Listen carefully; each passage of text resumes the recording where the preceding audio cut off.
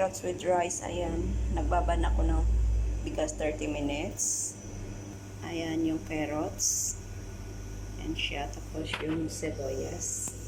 Saka yung ating gagamitin na oil, ito po. Kung may, ayan. Ayan po, asin. Kung wala po kayong ganyan na oil, kahit na ordinary na mantika, pwede siya. So, ayan na guys, naglagay na po ng oil sa kaldero. And then, lagay na, ayan na natin yung sibuyas.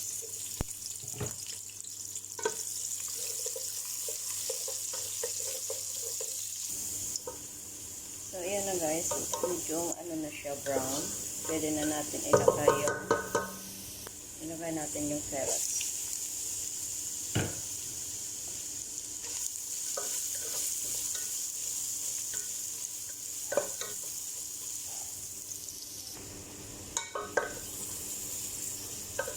So, pagka ganyan na siya guys, lagyan natin ng half teaspoon na black pepper. Ayan.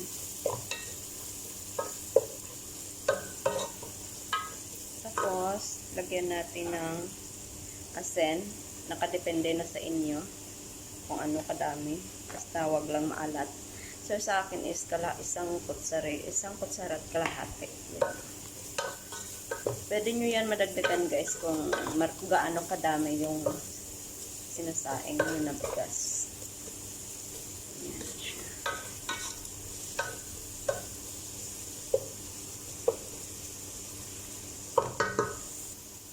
So, ayan guys, pwede na natin ilagay yung bigas natin na pinatas.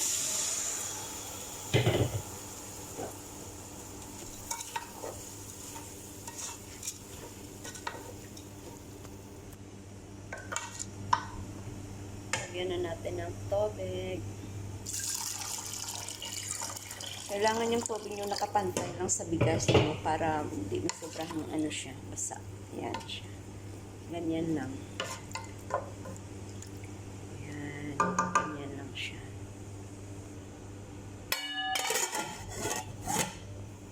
So, ayan guys, i-check na natin yung ating bigas. Yung ating kanin. So, ayan na. O, diba? Ganyan na siya guys. Wala ng tubig. Pwede nyo na pahinaan yung apoy niya. Hanggang maluto itong bigas. May pagka-yellow siya.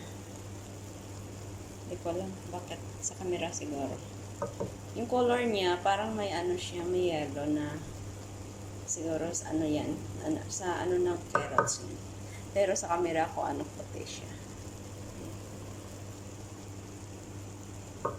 So, ayan na guys, yung lunch na amo for today. Yan.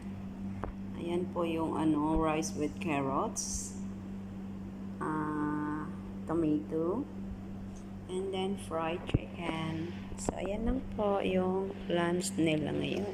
Thank you for watching. God bless. Bye-bye.